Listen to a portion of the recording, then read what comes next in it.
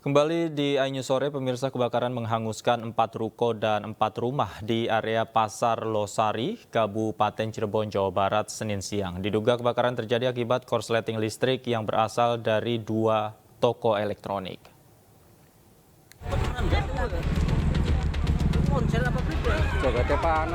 Kepulan asap pekat membubung tinggi dari lantai 2 toko elektronik di area Pasar Losari, Kecamatan Losari, Cirebon, Jawa Barat. Banyaknya benda yang mudah terbakar dan kencangnya tiupan angin membuat api dengan cepat menyebar ke 7 bangunan yang berada di samping dan belakang toko. 9 armada pemadam kebakaran dikerahkan untuk memadamkan api yang menghanguskan 4 ruko dan 4 rumah. Diduga kebakaran terjadi akibat korsleting listrik di lantai 2 toko elektronik. Awal tidak diketahui ujuk-ujuk api besar.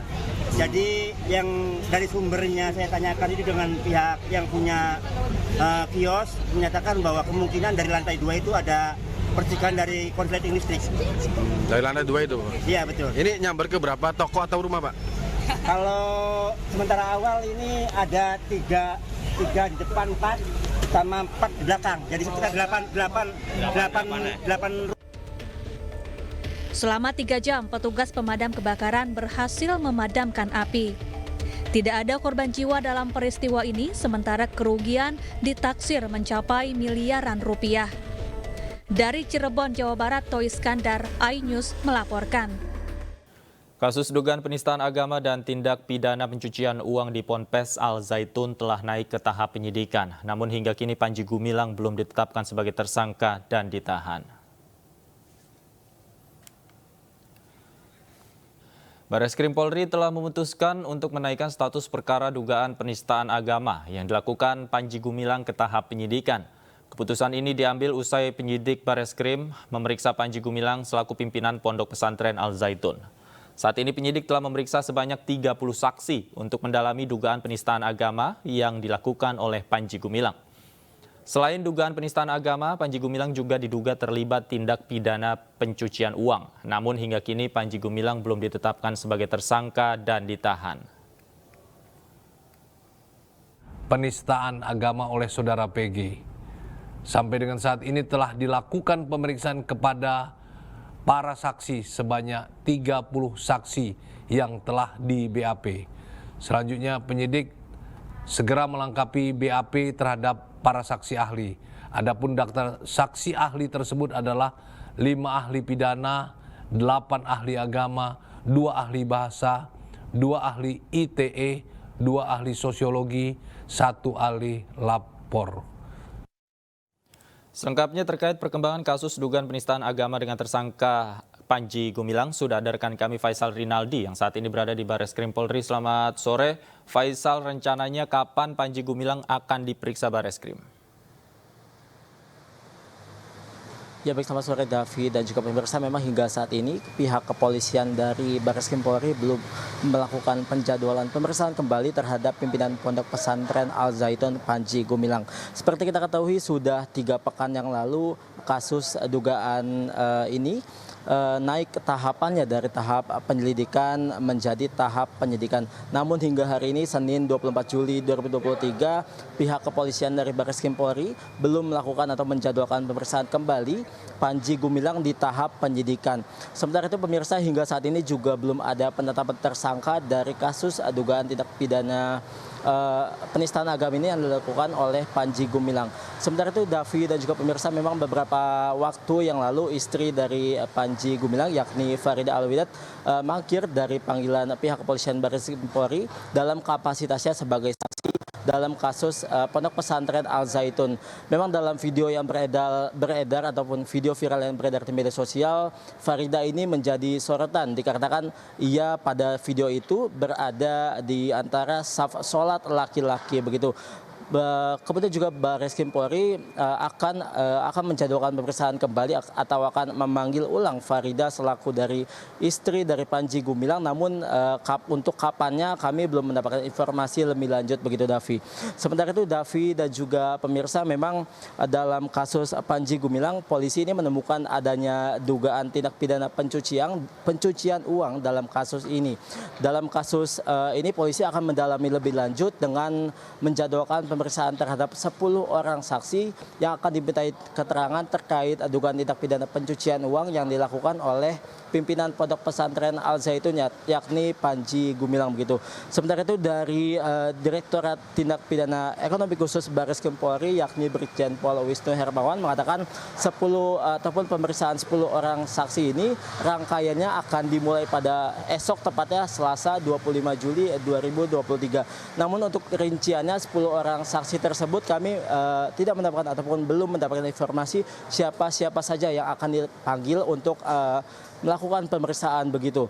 Sementara itu Davi dan juga pemirsa, memang dapat kami sampaikan hingga saat ini dalam kasus penistaan agama yang dilakukan oleh Panji Gumilang selaku pimpinan Pondok Pesantren Al Zaitun, sudah lebih dari 20 orang saksi yang dipanggil oleh pihak kepolisian untuk memberikan keterangan begitu. Kemudian Davi dan juga pemirsa, memang untuk update-nya ataupun jika ada informasi lebih lanjut terkait kasus penistaan agama yang dilakukan oleh pimpinan Pondok Pesantren Al Zaitun, yakni Panji Gumilang, nantinya kami akan menginformasikan lebih lanjut dari Barreskrim Polri. Sementara demikian, Davi, kembali ke Anda di studio. Baik, terima kasih Faisal Rinaldi melaporkan langsung dari Gedung Barreskrim Polri. Selamat bertugas kembali. Pemirsa, hari ini pimpinan Pondok Pesantren Al Zaitun Panji Gumilang mendaftarkan gugatan terhadap Gubernur Jawa Barat Ridwan Kamil. Panji menilai pernyataan Ridwan Kamil soal Al Zaitun tergesa-gesa dan dianggap telah melakukan perbuatan melawan hukum.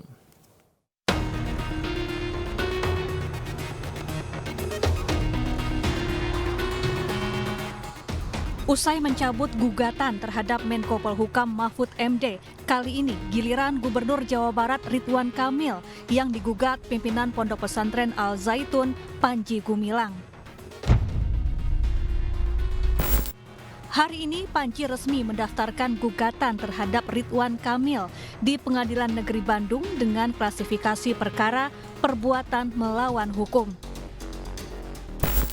Kuasa hukum Panji Gumilang menyebut RK dinilai terlalu tergesa-gesa dalam memberi pernyataan tentang Al Zaitun sehingga muncul berbagai opini.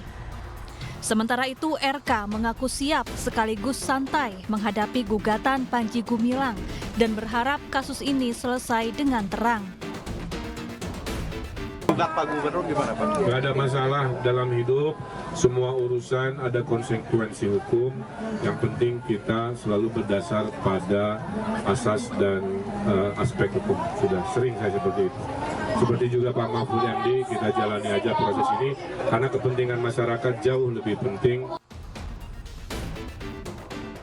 Sebelumnya, Panji Gumilang melalui kuasa hukumnya mencabut gugatan perdata senilai 5 triliun rupiah terhadap Menko Polhukam Mahfud MD. Gugatan dicabut 18 Juli lalu karena Mahfud dinilai sudah memiliki itikat baik. Sementara itu, Menko Polhukam Mahfud MD tidak terlalu mempersoalkan gugatan Panji Gumilang dan mengaku belum membaca isi gugatan. Mahfud juga memastikan akan terus mengawal kasus Panji Gumilang hingga tuntas. Ya, soal gugatan Panji Gumilang ya itu masalah kecil lah. Biar berjalan di pengadilan, ada hakim yang menilai. Kalau saya ditanya apakah saya siap untuk menghadapi gugatan itu, saya siap, tapi tidak perlu persiapan. Ketemu aja di pengadilan, itu urusan sepele, sederhana. Hukum itu ada logikanya dan ada hakimnya. Oleh sebab itu nanti kita ketemu di pengadilan aja. Saya juga belum baca dan tidak ingin baca apa isi gugatannya. Nanti aja kalau sudah kurang 10 menit itu nanti saya baca. Itu kan urusan enteng aja. Tapi jangan lupa urusan tindak pidana yang digugatkan kepada Pak Panji Gumilang harus diteruskan dan akan kita kawal. Selain Mahfud MD dan Ridwan Kamil, Panji juga menggugat Wakil Ketua Majelis Ulama Indonesia Anwar Abbas senilai 1 triliun rupiah. Panji merasa disudutkan dan mengklaim Anwar melakukan perbuatan melawan hukum. Tim Liputan iNews melaporkan. Kita ke informasi lain, pemirsa, seorang wanita nekat membawa kabur satu mobil layanan jalan tol Becakayu dari kawasan Jatiwaringin, Bekasi hingga akhirnya diamankan usai menabrak kendaraan lain dan trotoar di Matraman, Jakarta Timur Minggu malam. Pelaku beserta barang bukti kini berada di unit Laka Lantas Jakarta Timur untuk diperiksa.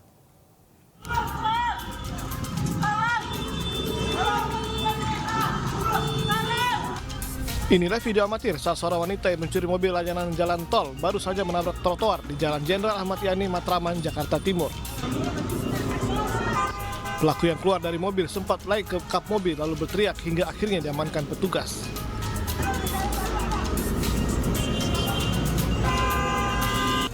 Sebelum menabrak trotoar, pelaku juga menabrak satu mobil lain hingga ringsek. Beserta barang bukti, pelaku kemudian dibawa petugas ke unit Laka Lantas Polres Metro Jakarta Timur. Saya lihat itu perempuan itu bawa mobil, nah terus nabrak trotoar. Nah terus perempuan itu tidak sadar. Pas sadar dia keluar dari mobil, langsung naik ke atas kap mobil patroli jalan tol. Iya, itu dikejar sama polisi-polisi juga, Pak? Kagak, dia mungkin lari kali. Sempat lari, ya itu nabrak mobil juga, mungkin terakhir nabrak jalan tol ini. Dari hasil pemeriksaan sementara, wanita ini diamankan petugas tol lantaran kedapatan berlari dan minta tolong di tol Jatiwaringin. Saat petugas sedang merapikan pembatas jalan, pelaku tiba-tiba pindah ke kursi kemudi dan langsung tancap gas. Hingga kini belum diketahui alasan wanita ini berada di jalan tol dan membawa kabur mobil petugas.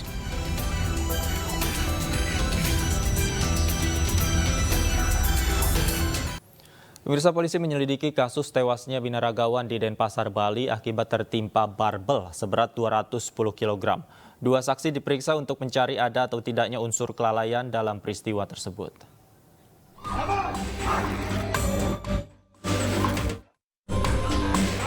Binaragawan sekaligus selebgram Justin Vicky meninggal dunia akibat tertimpa barbel seberat 210 kg di sebuah pusat kebugaran di Denpasar, Bali.